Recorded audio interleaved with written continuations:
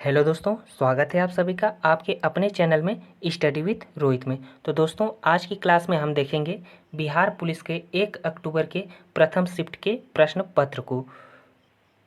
दोस्तों, अगर क्लास अच्छी लगे तो क्लास को लाइक करिए और चैनल को भी सब्सक्राइब कर दीजिए, क्योंकि जब मैं इसका पार्ट 2 लाऊं तो आपको उसका नोटिफिकेशन तुरंत मिल जाए। तो चलिए बिना देरी करते हुए आज की क्लास स्टार्ट करते हैं। आज का पहला क्वेश्चन है, भारत के संविधान के किस भाग में मूल कर्तव्यों को सन्निहित किया गया है। मतलब मूल कर्तव्य किस भाग में शामिल हैं। तो इसका राइट आंसर है ऑप्शन सी, भाग 4 में। मूल कर्तव्यों का वर्णन भाग 4 में है। 42वां संविधान संशोधन सन 1976 में सरदार स्वर्ण सिंह की सिफारिश पर हमारे संविधान में 10 मौलिक कर्तव्यों को जोड़ा गया। तो दोस्तों, अगर पूछा जाए कि मूल संविधान में कितने मौलिक कर्तव्य थे, तो इसका जवाब होगा मूल संविधान में एक भी मौलिक कर्तव्य नहीं थे। 10 मौलिक कर्तव्य 42वें संविधान संशोधन 1976 में जोड़ा गया और 11वां मौलिक कर्तव्य 86वें संविधान संशोधन सन 2002 में, जिसके माध्यम से संविधान में जोड़ा गया।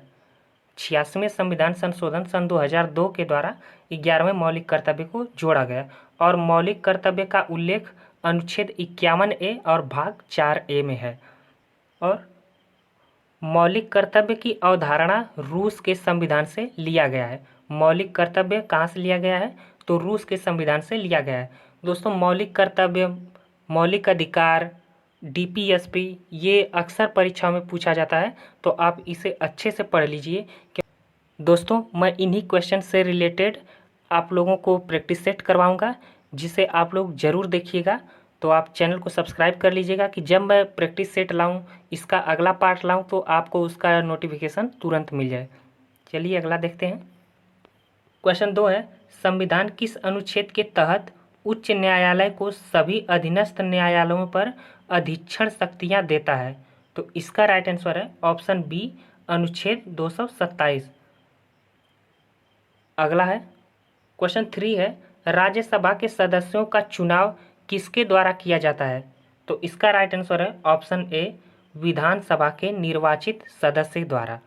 राज्यसभा के सदस्यों का चुनाव विधानसभा के निर्वाचित सदस्य के द्वारा किया जाता है।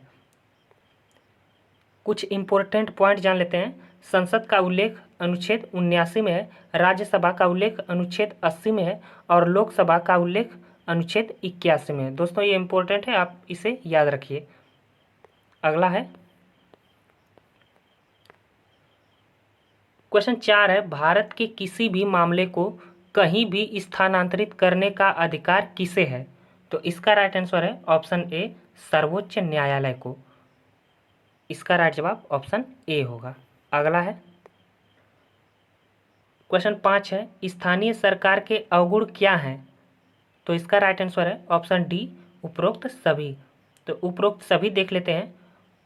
ग्राम सभा के चुनाव नियमित रूप से नहीं होते हैं। कई राज्य सरकारों ने महत्वपूर्ण शक्तियां स्थानीय सरकारों को स्थानांतरित नहीं किया है और स्थानीय सरकार के पास पर्याप्त संसाधनों की कमी है। ये सभी स्थानीय सरकार के अवगुण हैं। अगला है क्वेश्चन 6 है, आम चुनाव के बाद प्रोटेम स्पीकर। तो इसका राइट आंसर है ऑप्शन डी, लोकसभा का वरिष्ठतम सदस्य होता है। लोकसभा का वरिष्ठतम सदस्य होता है। तो इसका राइट जवाब ऑप्शन डी हो जाएगा। अगला है क्वेश्चन 7 है, भारत के संविधान का विचार किसने दिया। तो इसका राइट जवाब है option C, M N. Roy. M N. Roy ने भारत के संविधान का विचार दिया। अगला है क्वेश्चन 8 है, मैराथन दौड़ की आधिकारिक दूरी क्या है। तो मैराथन दौड़ की आधिकारिक दूरी ऑप्शन बी, 26 मील और 385 गज है। तो इसका राइट जवाब ऑप्शन बी होगा। अगला है क्वेश्चन 9 है, इरिट्रिया जो 1993 में संयुक्त राष्ट्र का 182वां सदस्य बना, किस महादेश में स्थित है। तो इसका राइट जवाब है ऑप्शन बी, अफ्रीका महाद्वीप में। अगला है दोस्तों, ये हाल ही में हुए बिहार पुलिस के 1 अक्टूबर के प्रश्न पत्र का क्वेश्चन है। क्वेश्चन 10 है, किस भारतीय वैज्ञानिक को न केवल नोबेल पुरस्कार अपितु भारत रत्न भी प्राप्त करने का सम्मान प्राप्त है? तो इसका राइट आंसर है option C, doctor C V Raman. Doctor C V Raman को नोबेल पुरस्कार और भारत रत्न दोनों से सम्मानित किया गया है। अगला है क्वेश्चन 11 है, निम्नलिखित में से किस महाद्वीप को विषमताओं का महाद्वीप कहा जाता है? तो इसका राइट आंसर है ऑप्शन ए, एशिया महाद्वीप को।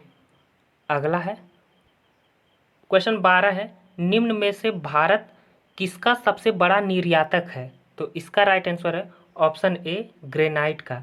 भारत ग्रेनाइट का सबसे बड़ा निर्यातक है। अगला है क्वेश्चन 13 है, निम्नलिखित में से किस महाद्वीप का प्राचीनतम नाम सैंडविच द्वीप है? तो इसका राइट आंसर है ऑप्शन बी, हवाई द्वीप। अगला है क्वेश्चन 14 है, कौन सा एकमात्र महाद्वीप है जिससे होकर कर्क रेखा, भूमध्य रेखा और मकर रेखा गुजरती है? तो इसका राइट आंसर है ऑप्शन ए, अफ्रीका महाद्वीप से। अफ्रीका महाद्वीप से कर्क रेखा, भूमध्य रेखा और मकर रेखा तीनों रेखाएं गुजरती हैं। और दोस्तों, भारत के बीचों बीच से कौन सी रेखा गुजरती है? तो इसका आंसर है कर्क रेखा, और कर्क रेखा भारत के 8 राज्यों से होकर गुजरती है।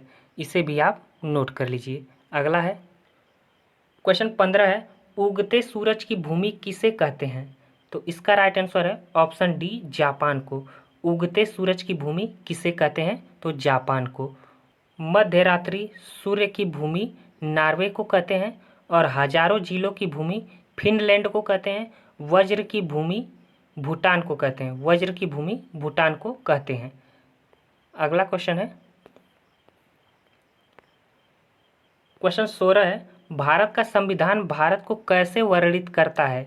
तो इसका राइट आंसर है ऑप्शन बी, राज्यों का संघ जैसे। भारत का संविधान भारत को राज्यों के संघ जैसे वर्णित करता है। अगला है क्वेश्चन 17 है, सूचना का अधिकार अधिनियम किस वर्ष लागू किया गया? तो इसका राइट आंसर है ऑप्शन ए, 15 जून सन 2005 को। सूचना का अधिकार अधिनियम 15 जून सन 2005 को लागू किया गया। अगला है क्वेश्चन 18 है, समग्र आपूर्ति की तुलना में कुल मांग में अत्यधिक वृद्धि के परिणाम स्वरूप कीमतों के सामान्य स्तर में लगातार वृद्धि को कहा जाता है। तो इसका राइट आंसर है ऑप्शन ए, मांगजन्य मुद्रास्फीति। मांगजन्य मुद्रास्फीति। अगला है क्वेश्चन 19 है, निम्नलिखित में से कौन भुगतान संतुलन के चालू खाते का हिस्सा नहीं है? तो इसका राइट आंसर है ऑप्शन डी, पूंजीगत प्राप्तियां और भुगतान। नेक्स्ट क्वेश्चन है क्वेश्चन 20 है, आधार दर वह दर है जिसके नीचे कोई भी बैंक किसी को उधार देने की अनुमति नहीं दे सकता है। बैंकों के यह आधार दर कौन निर्धारित करता है? तो इसका राइट आंसर है ऑप्शन डी, आरबीआई। आरबीआई दर निर्धारित करती है। तो क्वेश्चन 21 है, भारत में कृषि एवं संबंधित गतिविधियों को ऋण का वितरण करने में कौन से बैंक संस्थाएं सर्वोच्च हिस्सा रखती हैं? तो इसका राइट आंसर है ऑप्शन सी, वाणिज्य बैंक। अगला है क्वेश्चन 22 है, भारत के सर्वप्रथम मुख्य चुनाव आयुक्त कौन थे? तो इसका राइट आंसर है ऑप्शन सी, सुकुमार सेन। सुकुमार सिंह भारत के सर्वप्रथम मुख्य चुनाव आयुक्त थे। अगला है क्वेश्चन 23 है, भारत में नाबार्ड बैंक किसको पुनर्वित्त प्रदान नहीं करता है? तो इसका राइट आंसर है ऑप्शन सी, निर्यात आयात बैंक को। दोस्तों, नाबार्ड की स्थापना कब हुई थी अगर पूछे तो 12 जुलाई सन 1982 को नाबार्ड की स्थापना मुंबई में हुई थी। इसका मुख्यालय मुंबई में है नाबार्ड की। अगला है क्वेश्चन 24 है, प्रतिकूल भुगतान संतुलन की समस्या कब उत्पन्न होती है? तो इसका राइट आंसर है ऑप्शन डी, जब आयात निर्यात से अधिक होता है। अगला है क्वेश्चन 25 है, निम्नलिखित में से किसकी स्थापना गोपाल कृष्ण गोखले ने की थी? तो इसका राइट आंसर है ऑप्शन बी, भारतीय समाज के सेवक की। भारतीय समाज के सेवक की। अगला है क्वेश्चन 26 है, सत्यमेव जयते युक्ति कहाँ से ली गई है? तो इसका राइट आंसर है ऑप्शन बी, मुंडकोपनिषद से। सत्यमेव जयते की युक्ति मुंडकोपनिषद से ली गई है।